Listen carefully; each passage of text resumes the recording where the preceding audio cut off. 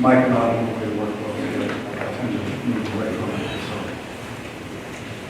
appreciate the elders and an opportunity to teach. And this morning we're going to be looking at the apostles James and John. And if you want to follow along with me, I'll be reading from the New King James Version. It causes any confusion. So we'll start with Mark chapter 1, verses 19 and 20.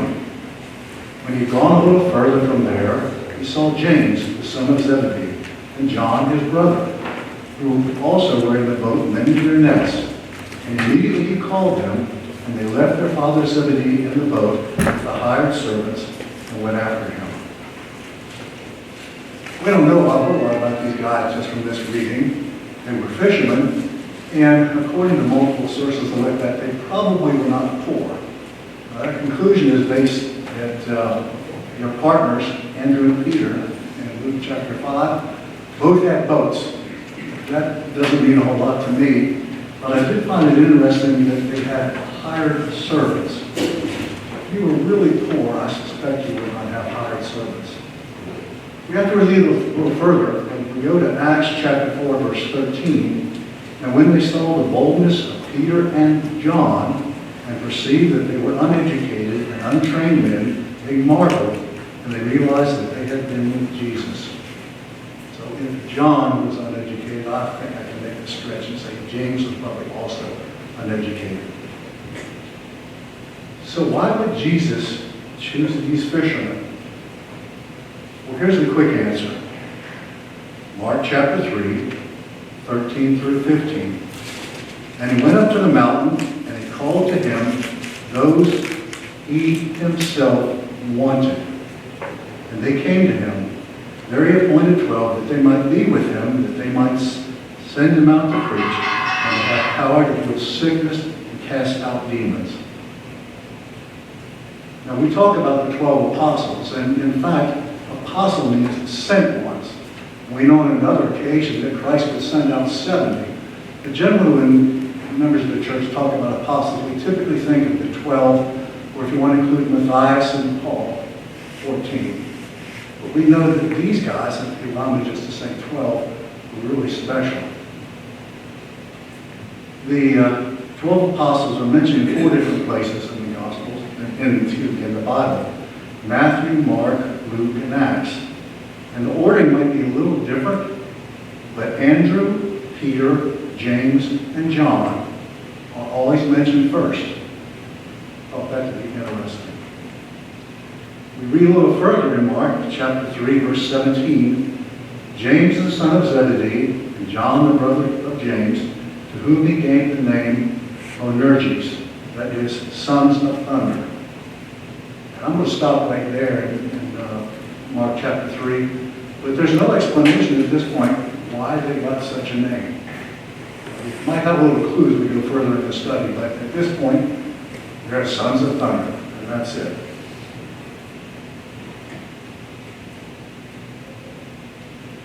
Why did Jesus pick these 12?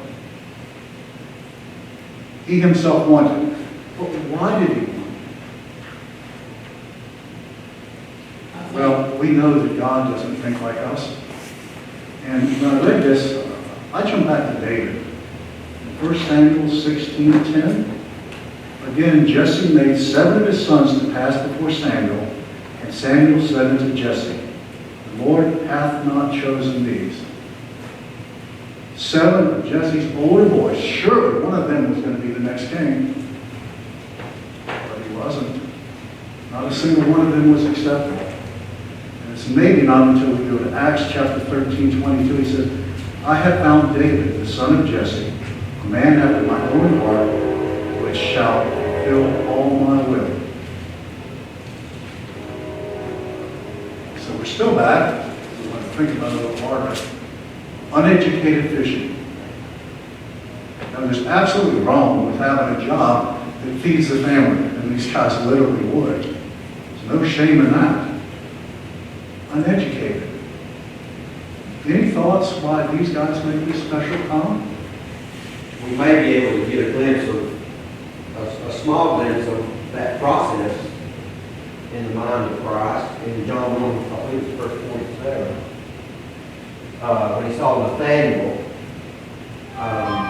and concluded, Jesus knows your heart. He knows who you are. And he concluded that he was an Israelite indeed. All right? I believe he said, yeah, an Israelite indeed in whom there is no deceit.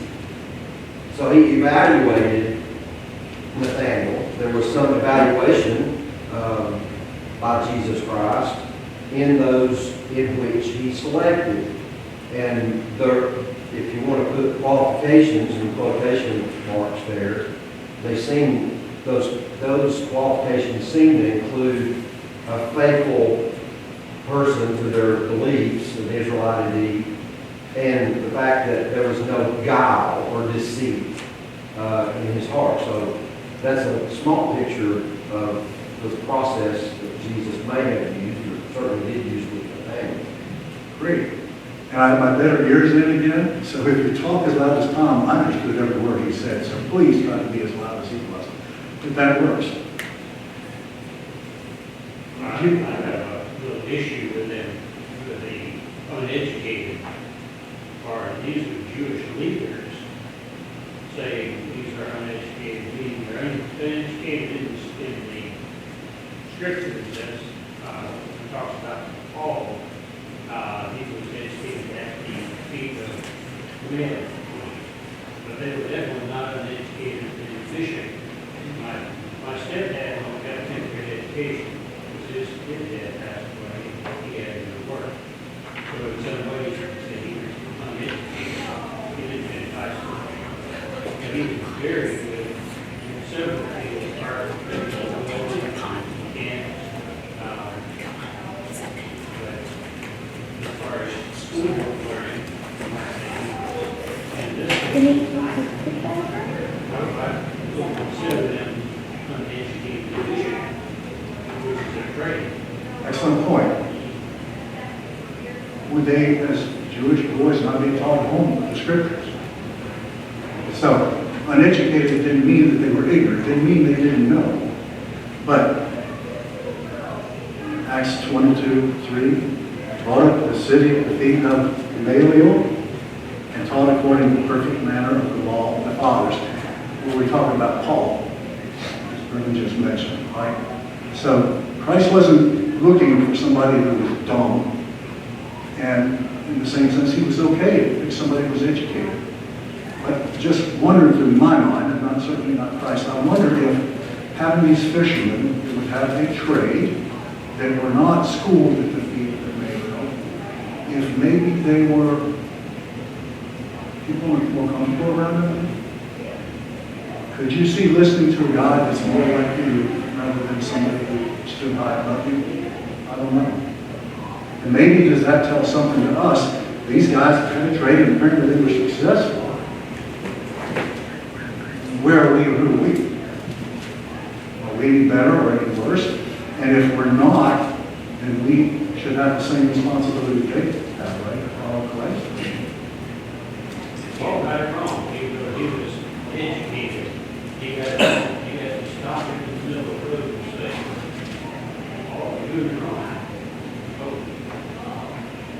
One thing too, Madam, that I was thinking about is the fact that it was the scribes and Pharisees, the leaders that looked upon them as uneducated men. There's a contrast, I think. And in that day, the attitude seemed to be from the Jewish leaders that if you were not educated for their definition, then maybe you need to keep quiet. So maybe there was that idea there too, that Jesus needed to show and wanted to show through these men that you didn't have to have a college degree to understand and do. And then later, when Paul came on, it was kind of the other way around. He needed, in some way, somebody that was educated, somebody that knew the Jewish doctrine and religion all the way back, and Paul now could talk to the college folks, so to speak, and they could say, "We don't know what you're talking about," because he did. So I wonder if Jesus didn't choose them in reference to who they were going to be dealing with and the prevalent attitude of that day. Kings and Caesars, Paul's, sent him. So, in Steve's point there, the leadership that he would be in front of, I think was relevant to when he was away. Robert? I've often thought that perhaps the ones he picked, how they were known in the community. If these men were known around the area there in the community, and their family's reputation perhaps, he maybe used these men to bring to the forefront of them. It's talked about in the Bible there that them being chastised because they're unlearned, and they're preaching to the leaders there in the synagogue, and they were cast out then because they were unlearned men, and that's, I think somebody brought that up before being here, that perhaps the family's reputation in the community was why Jesus being so some Reputation, I consider that one at all. But I'm going to go back to what Tom said. I think he set me up quite properly, and I thank you for your comment. We'll call them successful, to some level, okay? They had hired servants. How hard would it be to leave this job? Leaving your father, and family business. How hard would that be? And we know from reading the New Testament, a lot of folks were confused about the Messiah. So leaving and going with Christ was a big step. Back to what Tom said about qualifications. Luke 14:26.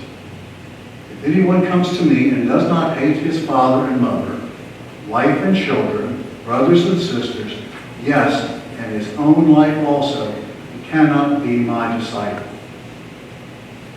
Now, this is one of those verses that Bible haters just love. How we got them now. Hate your father and mother after just a while ago you said to love your parents, to respect your parents. How we got you now.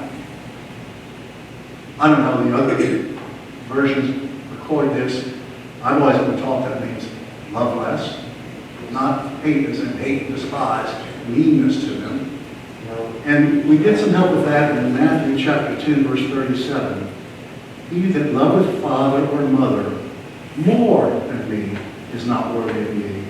And he that loveth son or daughter more than me is not worthy of me. So I think they meant those qualifications. They came with Christ before these words were ever spoken.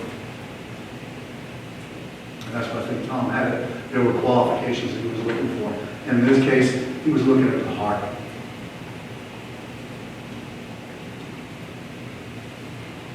Something special about these guys, and I'll take some responses in just a minute, is they were in what's called the inner circle. Now, that's not biblical words, but as I read this, maybe we get along a little bit. Jairus' daughter, and this is Christ, while he was still speaking, someone came from the ruler of the synagogue's house, saying to him, "Your daughter is dead. Do not trouble the teacher." When Jesus heard it, he answered him, saying, "Do not be afraid, only believe, and she will be made well." When he came into the house, he permitted no one to go except Peter, James, and John, and the father and mother of the girl. It comes from Luke chapter 8, 49, 51. What about the Mount of Transfiguration? Matthew 17, 1 and 2. Now after 6 days, Jesus took Peter, James, and John, his brother, led him up on a high mountain by himself, and he was transfigured before them. His face shone like sun, and his clothes became as white as the light. We'll read another occasion. Do you find it unusual that these three, Peter, James, and John, were separated out and included when some of the others went? Any thought or comment about that?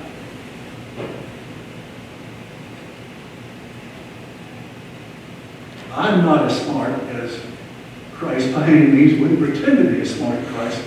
But I just wonder, was he preparing these three in particular for something special that they may see? I think in any group, you're going to have leaders. And Jesus knew the heart. Peter, of course, became that leader, although he stumbled a lot along the way. But it makes me wonder if they, as you just said, maybe were groomed to be maybe that leadership group within the group at the time.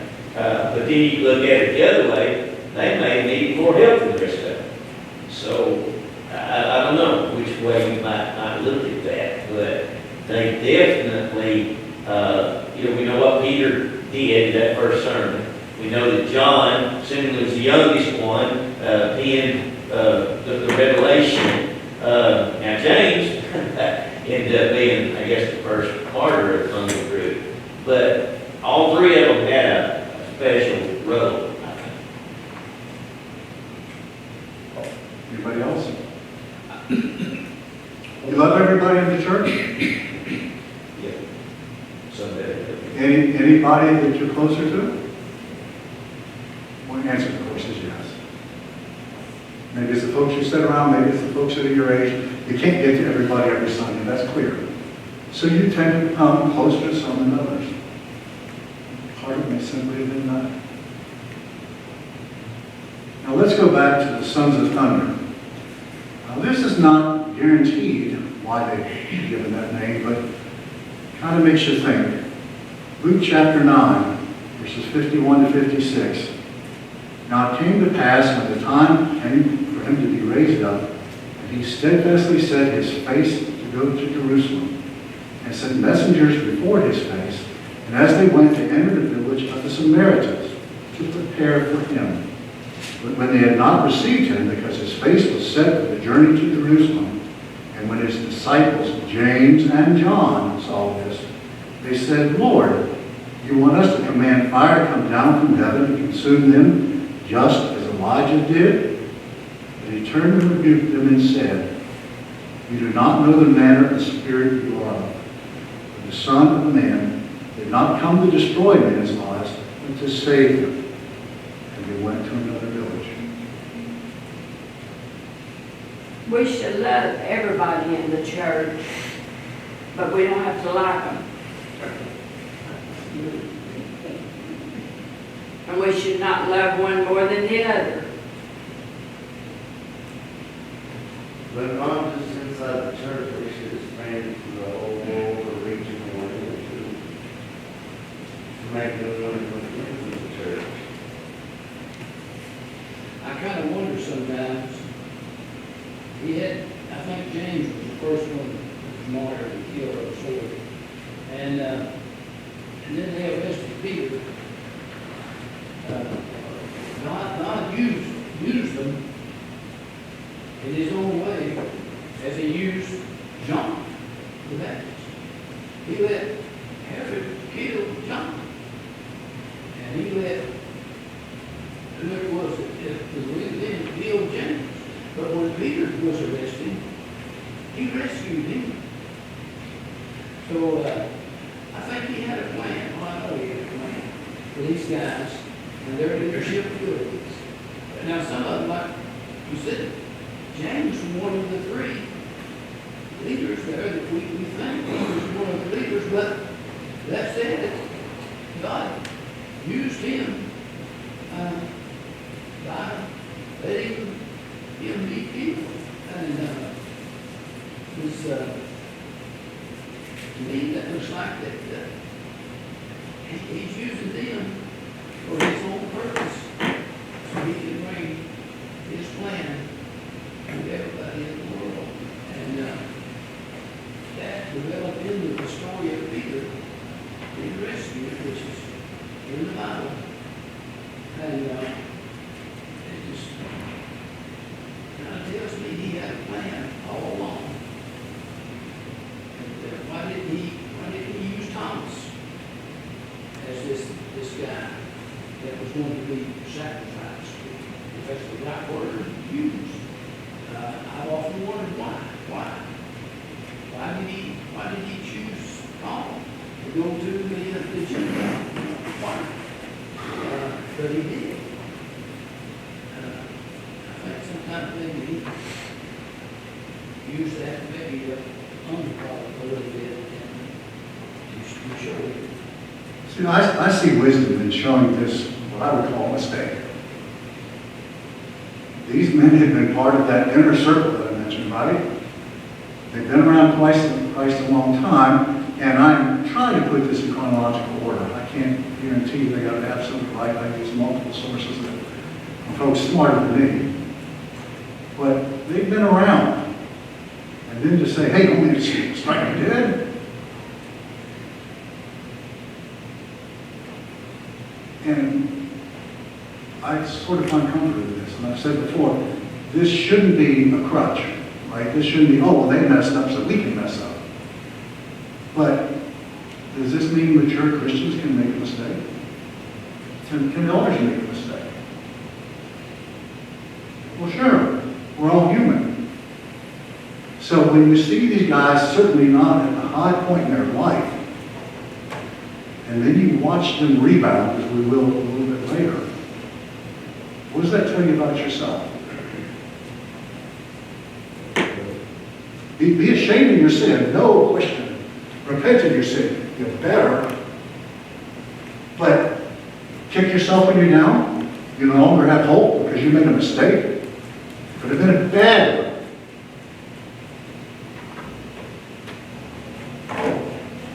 These guys messed up and they were with Christ. Well, anyone was going to read the Bible, so he used them as examples of what not to do for us to see today. That's why he looked at them mess up like they did. And showed them what to do. So that we can see what to do. Or what he can do. So you fall, you get back up. It's the way it is, the way it has to be. It's the way it should be. Another thing, I got, when they were arguing over who was going to be the greatest in the future. Hang on, we're going to go there. We're going to go there. Let's get chronological. Make comment when you get there. So another inner circle occurrence after this statement. Then he went out of the temple. One of his disciples said to him, Teacher, see the manner of stones and what buildings are here? And Jesus answered and said to them, Do you see these great buildings? Not one stone shall be left upon another that shall not be thrown down. Now as he sat on the Mount of Olives, opposite the temple, Peter, James, John, and Andrew asked him privately, Tell us, when shall these things be? And what will be the sign when these things will be fulfilled? Mark 13, 1 through 4. And he's talking about the destruction of the temple in AD 70. Now for Charlie. Just took a minute.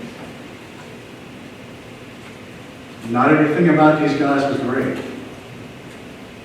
We're probably going to see what I think is the worst is recorded about them. Matthew chapter 20. It's a long reading. I think it's important to get the whole context. 20 through 28. Then the mother of Zebedee's sons came to him with her sons, kneeling down and asked him something from him. And he said to her, What do you wish? She said to him, Grant that these two sons of mine may sit, one on your right hand and the other on the left, in your kingdom. Jesus answered and said, You do not know what you ask. Are you able to drink the cup that I am about to drink and be baptized with the baptism that I am baptized with? They said to him, We are able. He said to them, You will also indeed drink my cup and be baptized with the baptism that I am baptized with. But to sit on my right hand or my left hand is not mine to give, but is for those for whom it was prepared by my Father.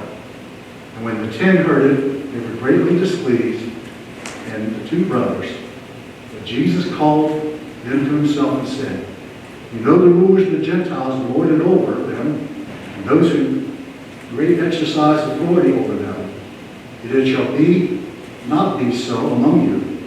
But whoever desires to be great among you, let him be your servant, and whosoever desires to be first among you, let him be your slave, just as the Son of Man did come to be served, but to serve and to give a ransom for many. It's Matthew chapter 20. In Mark chapter 10 it begins, then James and John, the sons of Zebedee, came to him saying, we want you to do for us whatever we ask. And in Luke, now therefore there was a dispute among them as to which of them shall be considered the greatest. Before we go back to that text, this is one another place where the haters say, ha, ha, ha, ha. See, in one it says, Mama came. And the next place it says, the boys came. Which is it? So, I don't know if any of you guys read anything from the Apologetics Press. I think them to be pretty sharp guys. And I will steal from them, if you will. And this is what they said. Something so serious, is it possible that there could be two separate occurrences? One where Mama asked and one where the boys asked? Or is it possible that one writer remains right, Matthew, who spoke his writings typically to the Jews, was it important for him to say Mama was involved? And Mark, who wrote typically to the Romans, it wasn't important that Mama was involved? You pick. I could go either way.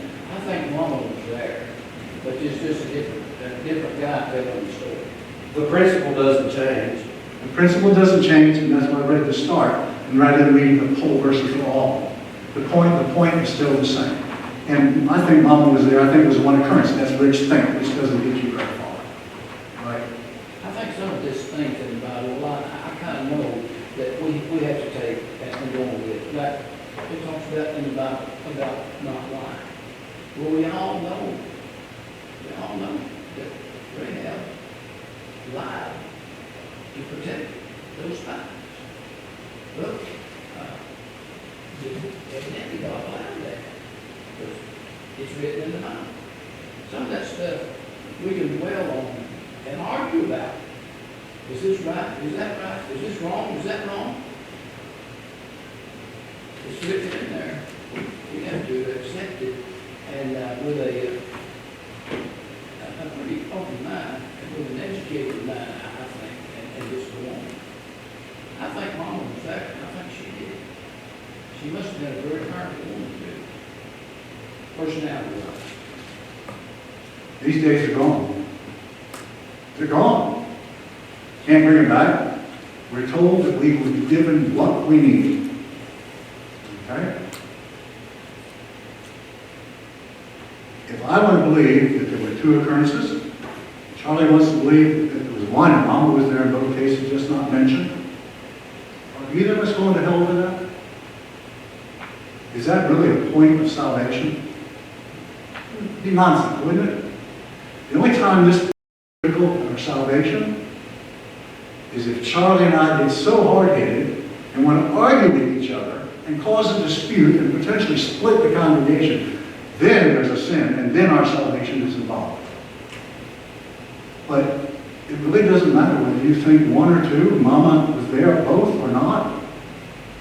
It's time past. But what was important is what they were asking. You want to know the setting? They had just taken the first Lord's Supper. We're getting in for Christ. And these guys are still confused. You're going to tell me Peter's coming, right? He's got his turn. If these guys have been Christ for the whole time, and they're still confused, they want to be top dogs, number one and number two.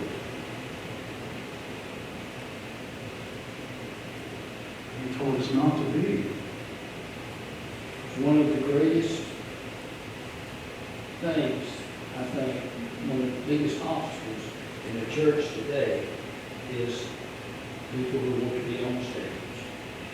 They want to be up there, they want to be noticed, they want to be recognized when they really, if they're not up there to be a servant of all, stand Ezekiel got example there about whoever wants to be greatest must be a servant of all. That's all. Servants, nothing more. Servants. We are blessed here with deacons and elders. How important is the person sitting on the back row? No grass. It's pretty important. Just as important. Absolutely. The elders have a role, the deacons have a role, every member of the congregation has a role. I just picked the back row, could be the front row. It doesn't matter. I think you got my point. No big heads in the church. If there are, we got problems. But it's not about who's the greatest, who's the most important, or who does the most. Are we giving our best? Are we doing what we can do? It seems to me it brings up the issue too, that there's a tendency with all of us to, with our opinions, you know, I like my opinion, you like your opinion. And we have to be real careful, I think, that we don't make that law and, you know, sort of put ourselves on a pedestal, so to speak. And that's just human tendency that all of us have to be careful about.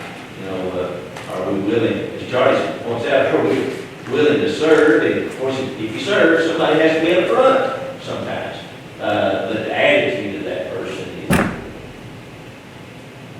Short time, let me finish up, please. And time left to make comments now. Inner circle again. Mark 14, 32 and 33. And they came to a place which was named Gethsemane. And he said to his disciples, sit here while I pray. And he took Peter, James, and John with him. And he began to be troubled and deep with distress.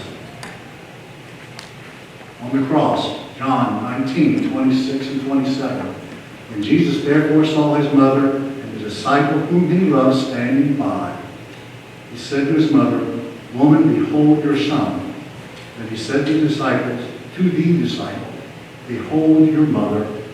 And from that hour the disciple took her to be his own home, took her to his own home.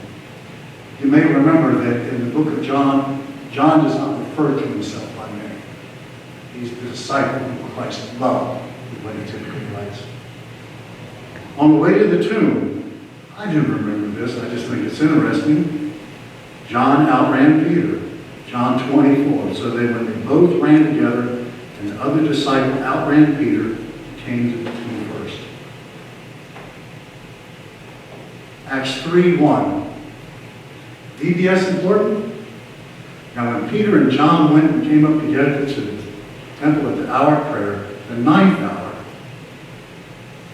silver and gold have I none, but such as I have give I thee. Yeah, VBS is important. I taught that a couple of years ago, and I can't get that little jingle out of my head, but it tells me what the Bible says. And were they bold then? Well, they were taken to the Jewish leaders. Acts 4, 19 and 20. Peter and John answered and said to them, Whoever it is right in the sight of God to listen to you more than to God, you judge. For we cannot speak the things which we have, but we cannot but speak the things which we have seen and heard. You make your rules, you make your laws, but we're going to speak the things of God. When Philip was in Samaria, remember, he was baptizing because they saw the miracles, even Simon the sorcerer. And when the apostles were at Jerusalem, heard that Samaria had received the word of God, they sent Peter and John to them, who when they had come down, prayed for them that they might receive the Holy Spirit. Acts 12, 1 and 2. About the time Herod the king stretched out his hand to harass some of the church, and he killed James, the brother of John, with the sword. John would be the author of the Gospel of John. he would write 1 John, 2 John, 3 John, and Revelation. Now, there is lots of discussion, lots of thought. I was always taught, and I think maybe the majority believe, that John died peacefully. He was not martyred. There's disagreement whether he came off the Isle of Patmos and went back to Ephesus and taught some more. And some say while he was at Ephesus, he was killed. No support for any of that. We know he was aged. We know he wrote the book of Revelations, and he taught while he was on Patmos. That's about all we can be sure of as to this matter. Almost out of time. Any comments? God chose John. But I think Peter was, they may have been co-leaders, but I think Peter was the guy, the leader. But John, God was, we don't know how he died, but I kind of think, and it's just my thought, I would think he died maybe a violent death, as many of the others did. Did God love him more? He took pretty good care of him. So one last thought. The man who wanted to be right in line after Christ said, how can you love God who you have not seen